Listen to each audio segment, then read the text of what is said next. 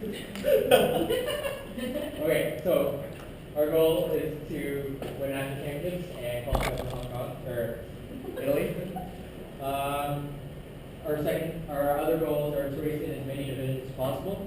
This year we kind of raced in university and U23, and Evan brought up a good point that if we want to advance in terms of a club, we need to race faster people. We need to be in a more competitive environment.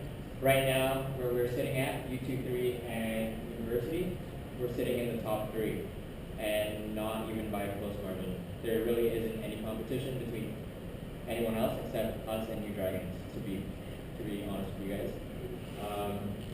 So I don't think Evan and I don't think that we can do much better in this division. So we're thinking that we might race junior next year, which will bring us in competitions with people like Jetstar, Slipstream, people that are doing 150, 200 meters. Also, another thing that we didn't do this year is race open and women's. We're hoping to field an open and women's group next year. We're not sure yet if it's going to be competitive. It might just be like an amalgamation of the women from the comp and rec and the men from comp and rec. Obviously, we'll take the best from both, but realistically, that's probably what's going to happen. How we're going to achieve our goals this year. So first of all, we are going to recruit new members, and we're going to recruit them aggressively.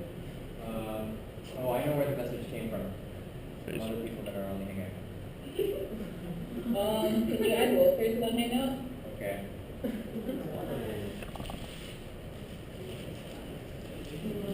How do I do that?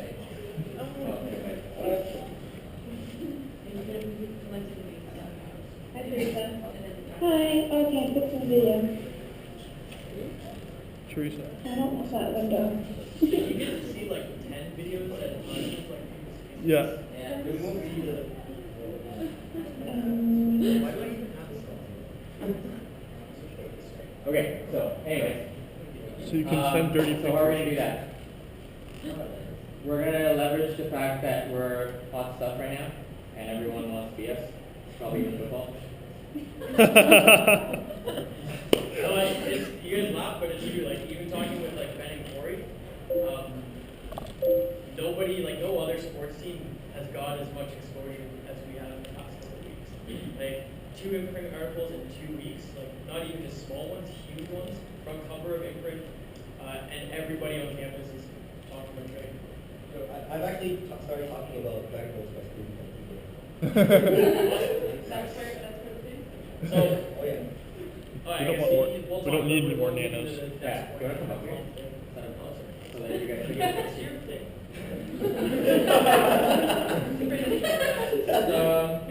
basically, the rationale is we want to cast the net as wide as possible, get the biggest talent pool that we can, instead of, recruiting a friend that maybe forced to come out. We want to recruit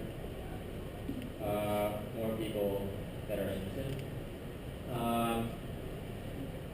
And hopefully from that pool we can narrow it down to the best 20. Structured training program. So last year we didn't really have one. It changed from term to term depending on who's on term. So this year we're going to change that. Hopefully with the help of Ben and Corey, if you guys don't know. We'll talk with them at 8 p.m. They're going to come and do their thing. They're trainers here. So basically what we're hoping to do is outsource the training to a third party so that they can, consistently do it, and basically it's their job to train us. Instead of having Evan or I, we don't really have as much experience as they do in terms of programming and stuff, and we have our own stuff to do, which means that it's not consistent from time to time. More about this at 8 later.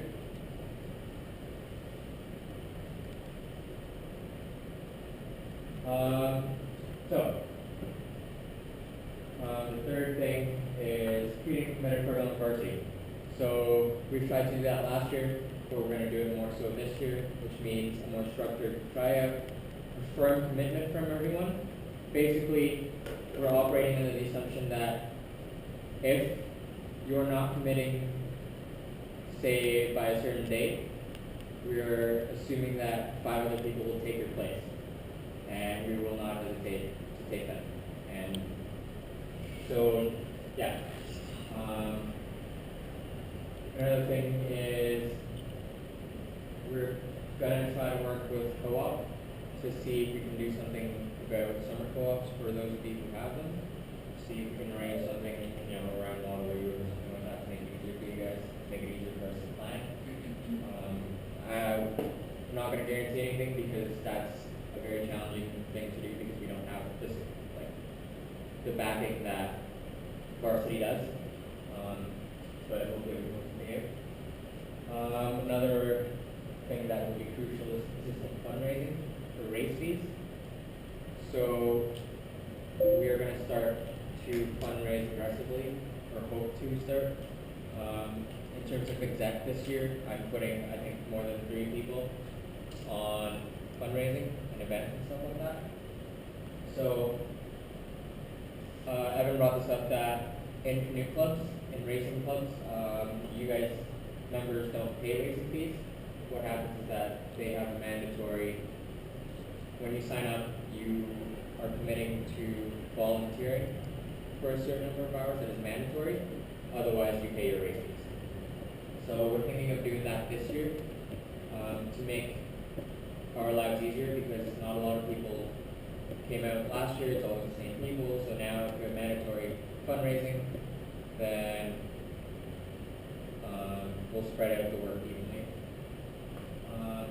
We're also going to try again sponsorship and grants. We've been doing a great job. Phil and Lauren, who's not here today, have been doing a really great job. This year we're going to try to apply for Aviva. I don't know if you guys have heard of Aviva, the community grant. Basically, Aviva is a local insurance company, I think, and every year they do this competition, kind of like voting process, and then you get enough votes to make the second round. I think you get $5,000, but I think they give you up to $1 million, or they give up $10 million to a couple of different organizations. So basically, if we have a good, solid application, and we know where the money's going, and we promote it like hell, we stand a good chance of getting a lot of money for the club. And yeah. Last thing that we're going to do, last but not least, is fostering a team environment. As I said, Hong Kong kind of is segregated this year. So we're going to try to change that. So the most obvious thing is more socials, and that's not only at Hong Kong, only a lot. The second thing that is also as important, if not more, is open environment between coaches, class execs, and the members. If you guys are not happy with how the club is being run, talk to us, talk to the execs. If you're not comfortable doing this, make an anonymous email account. Send me an email anonymously or something. It's really important to have an open environment. If you guys are not having fun, if you guys are not happy, tell us about it. Obviously, we won't be able to accommodate everyone. There's always going to be that guy that's going to be like, I fucking need everyone. But, for the most part, we want everyone to come back, and we want everyone to be positive in the club. So I think that's a really important thing to have. So, Can I say one thing? yeah. Going back to the commitment with the team, comp team. So that's the team that's going to race in Victoria that we want to qualify for nationals and for Italy. If you guys race for Hong Kong this year, you guys race for Kong, whatever, doesn't matter. It's a clean slate for next year. With the aggressive recruiting, we're going to get a lot of new people, new athletic people. Like we did this year. Like we got Vlad, Ryan, Patrick, who's Praneeth. So those are guys that we're going to be getting in September. Guys who are just already beasts and who just want to come out and train, especially with the strength and conditioning running our entire program. It's going to be, so they'll talk about it later, but basically it's one-on-one periodites throughout the entire year. Just lots of support for those guys. So if you think that you're going to be on the team next year, get that out of your head. Check who you go out the door. Because if you don't show up to the mandatory practices, if you don't put in your mandatory volunteer hours, you can race record bundle. So, and it's going to happen. So there's 40-something people, maybe more, depending on how many people we recruit at the start of the year for 23 spots. So if you don't work your ass off, you're going to get cut. That's, yep. Can we save the questions for later? Alright. Like, just write it down or something. We just want to get through this, like, 5 minutes time. Roadmap. So this is one of the other things that Evan and I did yesterday. Spent quite a bit. Basically, this is a month-by-month roadmap and kind of like an overview. Nothing here is, what do you call it? Set in stone. There you go. Yeah, so September 2012. Okay. September 2012, recruitment starts. Basically, club days, pride sessions. We're going to try to do an on-water pre-screening, which means that you come out, we do some sort of on-water M&A, we'll watch you, and we'll tell you what to work on, and we'll tell you if you're at the right fit competitive. That'll just basically give you an idea of what to expect and what to work on, and give you guys a bit more feedback, I guess, on your technique and stuff like that. Fundraisers will also start. It started with mandatory fundraisers, so depending on how many events, it might be like an hour a week. I don't know. We haven't really planned that out, but yeah. Stratford, September 11th, Saturday, I think. September 11th. October, we're going to try to maintain the momentum through September. We're going to be off the water, obviously, because it gets too cold, parks will be closed. Serious dryland training starts, which means that September is kind of like, you know, fun regatta, and we're going to wind down, kind of like get back into it, settle down in school, blah, blah, blah, nothing too serious. October starts, getting the weight room, we're going to have conditioning, blah, blah, blah. November, there's going to be preliminary fit test at the end of the month, probably, and it's going to be the checkpoint for dryland training. So I will let Ben and Tori talk about what they have to say about their program. But basically, they want to do like a Q&A session every once a couple weeks, so that you guys can give them feedback on how you find the program, so they can change it and stuff like that. Another thing I didn't mention in September is we're going to try to build leaders. What that means is because we want to make this into a sustainable operation, we can't always rely on Evan to come back from Mississauga. We can't always rely on the older people to come back and coach, which means we're going to have to start building new leaders. We're going to have to start building or teaching new coaches. So if that's something you're interested in, and you want to like learn how to coach drag boat, you want to learn how to dryland, learn how to steer, talk to Evan and I about it, and then we can probably find a spot for you. I can tell you for sure right now it's going to be a big commitment. So if you're like, oh, I don't think that's it, then don't even consider it, because the club is going to rely on you.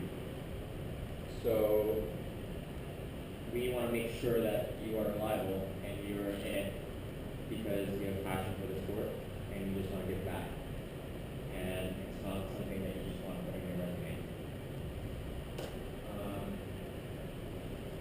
November, checkpoint for dryland training, blah, blah, blah. December, exams.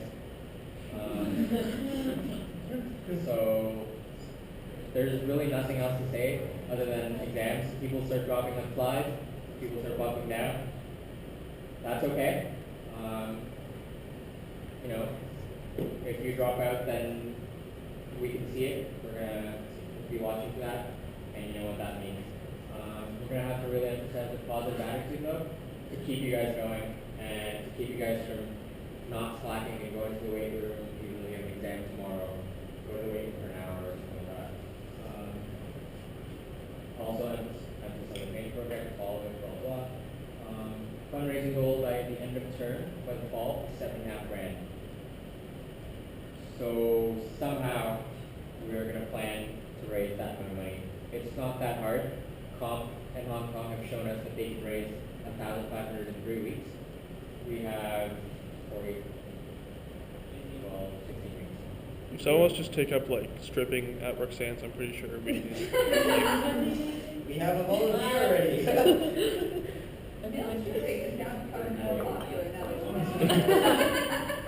Thank you, Channing Tatum. Yo, we should do a magic mic release. Yeah. So January 2013, that's when winter recruitment is going to start. I can probably tell you that unless we find someone good or someone that's phenomenal and really like gung ho, comp is probably not going to be chosen for people that just joined in December. We will open it to them and we'll see how they do, but it's really hard to make up 3 months of hard work for all of you. So this month, maintenance of goals, which means like all those goals that I stated, we're going to try to keep on track, which means that we have to fundraise $7.5K by the end of this term, so another 16 weeks by April, $7.5K. So we want to start building momentum again after the Christmas break because, you know, after Christmas break, you're like, oh, I don't want to do anything, I'm so much turkey.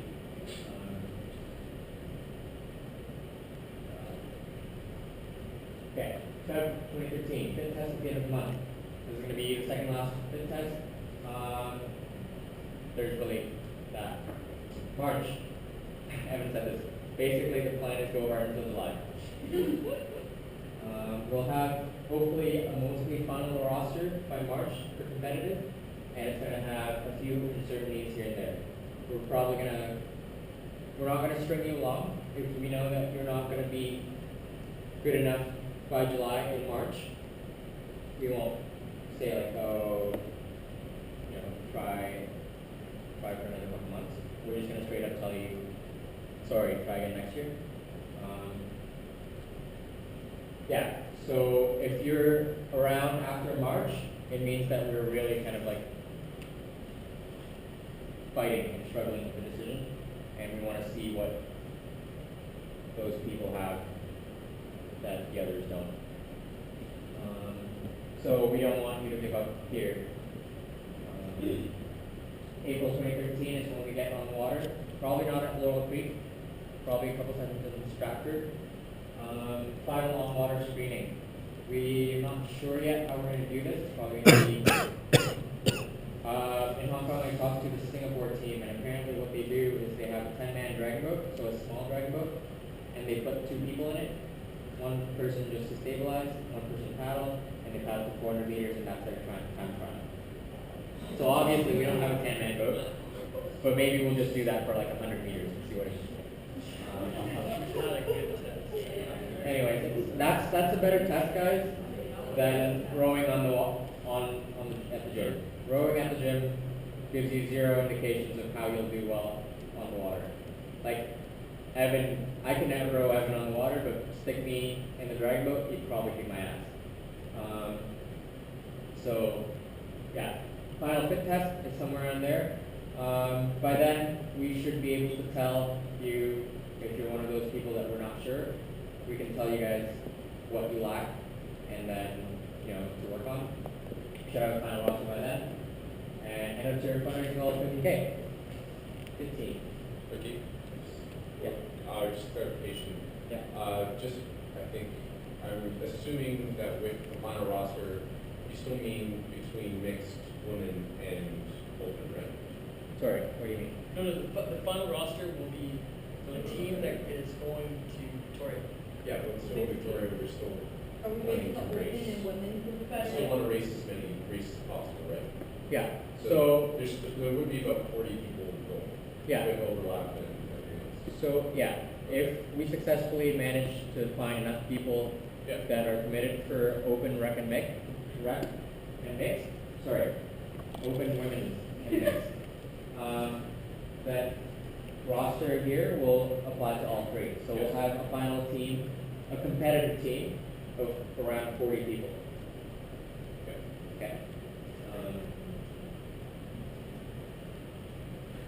So there's lots of opportunity, that's all. kind of- Yeah. So if you're not in the mixed boat, you could be in the women's boat. Yeah. Yeah. If you're not, if you. Yes.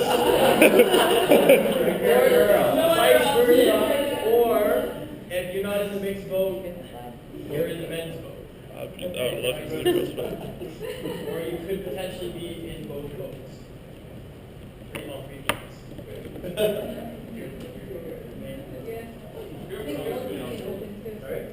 Yeah, girls can be open, so if you're, it's kind of embarrassing to be a kicked out of the open boat for a girl. Where's not having any of that? You know what? It's happened. I've seen so many crews Yeah. with women in their open boat. We've done it. Don't discount that possibility, girls.